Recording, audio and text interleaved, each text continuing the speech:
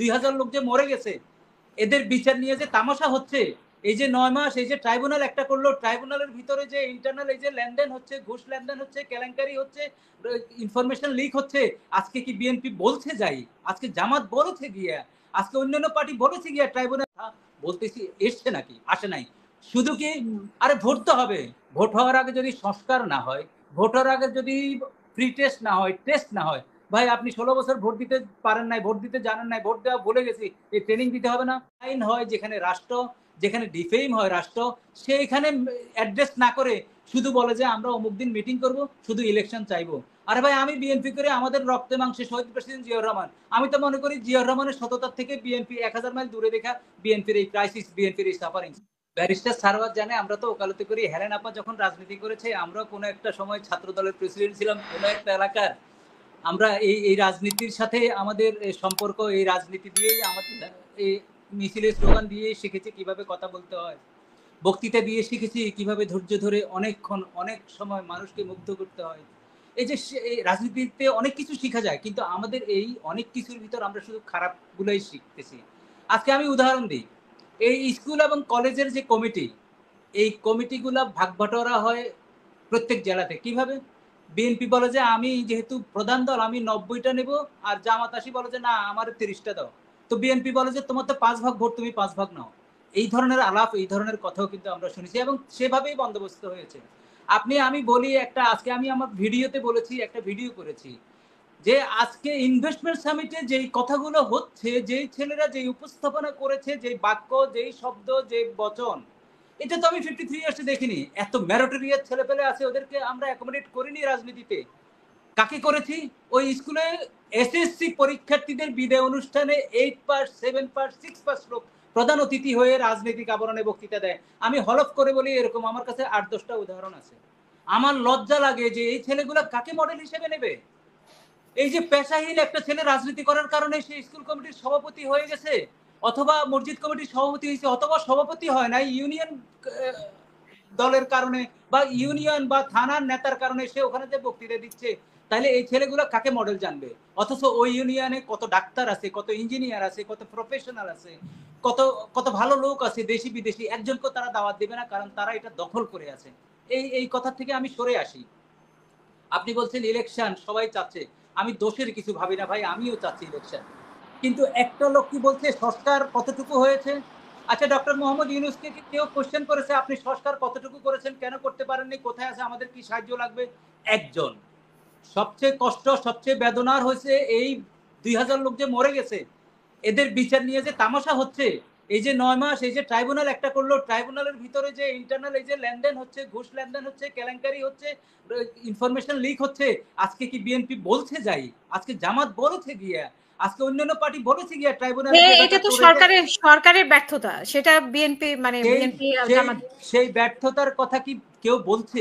এই ব্যর্থতা নিয়ে আলাপ হচ্ছে, অর্থাৎ রাজনৈতিক দল ব্যর্থতা নিয়ে আলাপ করবে, যে সরকারে থাকবে সে দায়ী থাকবে, কিন্তু কথা হচ্ছে এই আলাপ কি ভোট ছাড়া হচ্ছে? আমার কোশ্চেন হলো ভোট হবে, সংস্কার হবে, বিচার হবে, কিন্তু শুধু ভোট চাওয়ার মধ্যে আমি একটা দুর্বিসন্ধি খুঁজে পাই। কেন খুঁজে পাই জানেন? না, আপনি বলছেন যে এই যে আইন মানে ব্যর্থ হয়েছে এখানে মানে সুষ্ঠু বিচার করতে, তাহলে এই সরকারের উপর অন্যরা কিভাবে আস্থা রাখবে? আর যারা বলছে যে 5 বছর থাকার জন্য বা 10 বছর থাকার জন্য, তারা কোন বিশ্বাসের উপরে বলছে? যদি এই 8 মাসেই তারা বিচার ব্যবস্থার এই পরিণতি করে, তাহলে কোন বিশ্বাসের উপরে বলছে যে আবার 5 বছর থাকুক তারা? এই বিশ্বাসের উপর বলছে ওই রোজার মাস যে সহনীয় দ্রব্যমূল্য ছিল, রোজার মাস যে বিদ্যুৎ যায়নি, রোজার ঈদের পরে যে ঢাকা শহরে খুন খারাপই হয়নি। সফলতা তো আছে, আমি বলছি যেই ক্ষেত্রে ব্যর্থ সেই ক্ষেত্রে এই দলগুলা কি করে? ভাই শুধু ক্ষমতায় গেলে মানুষের জন্য কাজ করবেন, ক্ষমতার বাইরে করে দেখাবেন না, আপনি এক্সাম্পল করবেন না, আপনি উদাহরণ সৃষ্টি করবেন না। ক্ষমতায় যেতে হবে মানুষের সেবা করতে হলে। বিরোধী দল থাকি ক্ষমতা সেবা করা যায় না? বিরোধী দল থাকি এগুলো অ্যাড্রেস করবেন না? আপনি কি আলটিমেটাম দিয়েছেন যে আজকে 8 মাসে বিচার করতে পারো না, যদি বাকি 4 মাসে করতে না পারো তাহলে আমরা এই কর্মসূচি দেব? শুধু কর্মসূচি দিবার ধমক দেয়, শুধু ভোট না করলে। আপনি কি বলেছেন যে এই পঙ্গু 40,000 লোককে পুনর্বাসন না করলে আমরা ব্যবস্থা নেব, অথবা আমরা এই ফান্ড তৈরি করেছি? ভাই রাজনৈতিক দল 10টা আছে, 10টা যদি 10 কোটি টাকাও ফান্ড তৈরি করে এই পঙ্গুদেরকে দেওয়া যায় না? কেউ কি ইনিশিয়েটিভ নিয়েছেন কেন? তো সেই ক্ষেত্রে তো প্রত্যেকটা দল। সবাই বলছে যে যারা নির্বাচন চাচ্ছে তারা তো বলছে যে নির্বাচিত সরকার ছাড়া আসলে এই সংস্কারগুলো সম্ভব না, যে এই কাজগুলো সম্ভব না, নির্বাচিত সরকার আমি আসলেই এইগুলো আমি সম্ভব।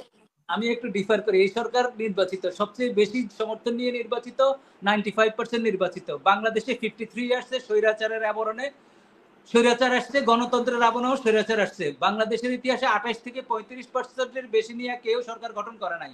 অর্থাৎ 65% লোক বাইরে ছিল, অনলি 35 এর সরকার দিয়ে আমরা আমরা এই দেশ শাসন করছি, শোষণ করছি প্রত্যেকে, এবং প্রত্যেক দল ক্ষমতায় গেছে, প্রত্যেক যে দলের অধীনে একটা ভালো ভোটও হয় নাই। এখন আমি এই কথাগুলো যাচ্ছি না, আমি যাচ্ছি যে বিরোধী যেই দলগুলো আছে, এই সরকার তো আমাদের সবার ভাই। এই সরকার কি কেউ বলতে পারবে ইউনূসের সরকার, কালামিয়ার সরকার, ধলামিয়ার সরকার? এই সরকার বিএনপি, এই সরকার জামাতের, এই সরকার আমার, এই সরকার সারোয়ারের, এই সরকার বৈষম্য বিরোধী ছাত্র জনতার, এই সরকার যে মহিলা, যে ছাত্র, যে ছাত্রী রাস্তায় নেমেছে, সবার না। তো আমার কথা হচ্ছে এই সরকারের ফেল মানে সবার ফেল, যদি এটা আমি ফিল করি, তো আমি কেন এই সরকারের লুফলগুলোতে আমি এগিয়ে যাব না? যে ভাই এই লুফলগুলো হচ্ছে, আমি 10 জন লোক দিব, 20 জন লোক দিব, 30 জন লোক দিব, 40 জন লোক দিব, আমার কাছে এক্সপার্টিস আসছে, কোনো অফার এসছে নাকি? আমি কথা বলতেছি, এসছে নাকি? আসে নাই। শুধু কি, আরে ভোট তো হবে, ভোট হওয়ার আগে যদি সংস্কার না হয়, ভোট হওয়ার আগে যদি ফ্রি টেস্ট না হয়, টেস্ট না হয়, ভাই আপনি 16 বছর ভোট দিতে পারেন নাই, ভোট দিতে জানেন নাই, ভোট দেওয়া ভুলে গেছি, এই ট্রেনিং দিতে হবে না? এখন এক গ্রুপ আসি বলে যে ট্রেনিং এর দরকার নেই, সরাসরি সংসদ নির্বাচন হবে। ট্রেনিং দিলে তোমার অসুবিধা কি? ট্রেনিং বিহীন যদি ওই সরাসরি ভোট হয়, যদি আগের মতোই হয়, আপনি সংশোধন করার সুযোগ আছে। আমি বলছি 5টা সিটি কর্পোরেশন হবে, অথবা 100টা ইউনিয়ন পরিষদ হবে, অথবা ছাত্র সংসদ নির্বাচন হবে। একটা ট্রেনিং এর মাধ্যমে মানুষকে যতক্ষণ পর্যন্ত ভোটমুখী আপনি না করবেন, যতক্ষণ পর্যন্ত সংস্কার প্রক্রিয়া না করবেন, যতক্ষণ পর্যন্ত আজে বাজে লোক আনামিয়া কানামিয়া বদি ওদি আনার মমতাজদের নমিনেশন দেওয়া বন্ধ না করবেন, ততক্ষণ পর্যন্ত আপনি ভোট চাচ্ছেন কেন? আপনি আপনি 80-90 বছর 100 বছরের লোকজনকে আপনি প্রার্থী করে পাঠাবেন, তারপরে গুন্ডাবান্ডারে পাঠাবেন, কালো টাকার মালিককে পাঠাবেন, যার পেশা নাই তাকে পাঠাবেন। আমি তো সারোয়ার ভাইকে বলছি, আপনাদেরকে বলছি, একটা বন্দোবস্ত করেন, যেই ভোটের মাঠে যাবে তাকে যাতে জিজ্ঞেস করা তোমার পেশা কি, তোমার আয় কি, তুমি খাও কিভাবে, তুমি এত টাকা কিভাবে খরচ করো। আজ এই এই ভাইবগুলো তুলতে হবে। এই ভাইবগুলো না তুললে কি হবে?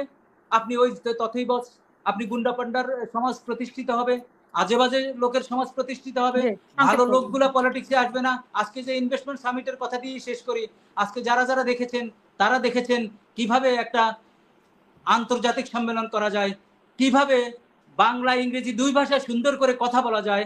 আজকে দেখেছেন কিভাবে সম্মান করা যায়, সম্মান দেওয়া যায়, এবং আস্থা রেখে বিদেশিরা যে বাংলাদেশে এসছে, এবং সেই আস্থা হলো আমাদের হেডমাস্টারের, আমাদের ডক্টর ইউনূসের। কিন্তু সে এরকম একটা লোক, এই বিদেশি এরকম একটা লোক ইনভেস্টরদের এই বিদেশি ইনভেস্টরদের সামনেই তো দোকান ভাঙাভাঙি হলো, বাটার দোকান বলে বিক্ষোভের নামে যে কয়েকটি ঘটনা ঘটলো, ইনভেস্টররা তো ছিল 4 দিন ধরে। এটা এটা আমাদের এটা জন্য কেন এটা কলঙ্কের কিন্তু। কন্ট্রোল করা গেল না? অফকোর্স আপনি আপনি ভালো প্রশ্ন উত্থাপন করেছেন। এটা একটা প্ল্যান গেম। আপনি দেখেন এআই দিয়া বাটা ছবি দিয়া এআই ফিল্ম বানাচ্ছে, এআই ফটোশুট করছে সব দাড়িওয়ালা লোক। অর্থাৎ পোর্ট্রেট করে আমাদেরকে ইচ্ছাকৃতভাবে মেলাইন করার যে ষড়যন্ত্র, এগুলো সরকারকে বের করতে হবে, এবং এগুলো বিএনপি এগুলোতে এগিয়ে আসতে হবে।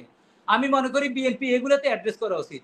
অর্থাৎ পাবলিক যেখানে মেলাইন হয়, যেখানে রাষ্ট্র, যেখানে ডিফেম হয় রাষ্ট্র, সেইখানে অ্যাড্রেস না করে শুধু বলে যে আমরা অমুক দিন মিটিং করব, শুধু ইলেকশন চাইবো। আরে ভাই, আমি বিএনপি করে আমাদের রক্তে মাংসে শহীদ প্রেসিডেন্ট জিয়াউর রহমান, আমি তো মনে করি জিয়াউর রহমানের সততার থেকে বিএনপি 1000 মাইল দূরে দেখা বিএনপির এই ক্রাইসিস, বিএনপির এই সাফারিংস। হেলেনা পাশাও আমরা যখন ছাত্রদল করি, তখন তো আমরা লোভে ছাত্রদল করিনি, তখন তো আমরা আদর্শে ছাত্রদল করেছি। তখন তো আমরা মনে করেছি যে শহীদ রাষ্ট্রপতি জিয়াউর রহমানের যে সততা, এই সততা ধারণ করে আমরা রাজনীতি করব, সেটাই তো। কিন্তু আমাদের চোখের সামনে কি হয়েছে, এগুলো তো বললে আর লাভ নাই। এটা হেলেনা পাওয়া জানে, ব্যারিস্টার সারোয়ারও জানে, আমরাও জানি। আর এখন কি হচ্ছে, কোন বন্দোবস্তে আছি, সেটা কি মানুষ চোখ বন্ধ করে আছে নাকি? ওই যে এই যে আপনার বাদুর নাকি টয়লেট করে মুখ দিয়া, কিন্তু সে চোখ বন্ধ করে করে, যাতে সে মনে করে কেউ দেখে নাই সে যে মুখ দিয়ে টয়লেট করেছে। অর্থাৎ আমাদের এই একটা বাজে বন্দোবস্তের ভিতরে আমরা যাচ্ছি, আমরা কোনো ভালো সংস্কৃতির ভিতরে যাচ্ছি না। পলিটিক্যাল গুড সংস্কৃতি, যেটি যেটি এই বিপ্লবের পরে সম্ভাবনা ছিল, সারোয়ার বলছে এই অপরচুনিটিটা যদি আমরা মিস করি, এবং মিস করার পথে আমরা, আমি মনে করি, তাহলে কিন্তু আমাদের ক্রাইসিস অনেক চরমে যাবে। আর আমি মনে করি যে 50% লোক 50% শিক্ষিত, এই 18 থেকে 35 বছরের যে ছেলে পেলেগুলা যারা বিপ্লবে অংশগ্রহণ করেছে, তারা কিন্তু প্রত্যেকটা জিনিসের হিসাব নিবে, প্রত্যেকটা জিনিস অবজার্ভ করবে। আমি মনে করি আগামী নির্বাচনে যদি কেন্দ্রগুলো নিরাপদ থাকে, অনেক উলটপালট হয়ে যাবে। আমাদের যে হিসাব নিকাশ আমরা গতানুগতিক করতেছি এটা থাকবে না। তো সুতরাং না থাকার জন্যই একটা ভালো বন্দোবস্ত হোক। আমি মনে করি সব দল মিলে ঐক্যবদ্ধভাবে সংস্কার নির্বাচন দুটিকেই চালিয়ে নিবে। শুধু নির্বাচনের কথা বলে মানুষের মনে সন্দেহের উদ্রেক যাতে না করে। আর ডক্টর ইউনূসকে হেড করে যতদিন সম্ভব, যত ভালো কাজ করিয়ে নেওয়া যায় সম্ভব, আমরা যদি করিয়ে না নিই সেটাও আমাদের ব্যর্থতা, সমস্ত রাজনৈতিক দলের ব্যর্থতা বলে আমি মনে করি। এবং ডক্টর ইউনূসের এই ফেমকে, এই সুনামকে, এই মর্যাদাকে আমরা যদি ব্যবহার করতে ব্যর্থ হই, আমি মনে করি সমস্ত রাজনৈতিক দল ব্যর্থ হবে এবং সমস্ত রাজনৈতিক দলের প্রতি মানুষের সন্দেহ বাড়বে এবং সেই সন্দেহের জেরে আমাদের রাজনীতি কলুষিত। আমি শুধু একটা সাপ্লিমেন্ট করি, শুধু হেলেন আপাকে, হেলেন আপা যেভাবে নেই, হেলেন আপা ৩ জন দর্শক কথা বলেছে, আমরা কথা বলেছি। আমরা কিন্তু চাই যেই দলটা দায়িত্ব নেবে, দায়িত্ব নেওয়ার সম্ভাবনা খুব বেশি, তার প্রতি মানুষের যে আকাঙ্ক্ষা, মানুষের যে প্রত্যাশা, সেই প্রত্যাশা আপনারা আপনাদের ফোরামে কি কথা বলতে পারেন কিনা, এই কথাগুলো কি আপনারা আপনাদের ফোরামে পৌঁছাতে পারেন কিনা? ডেমোক্রেসি প্রশ্ন উত্থাপন হবে। Democracy means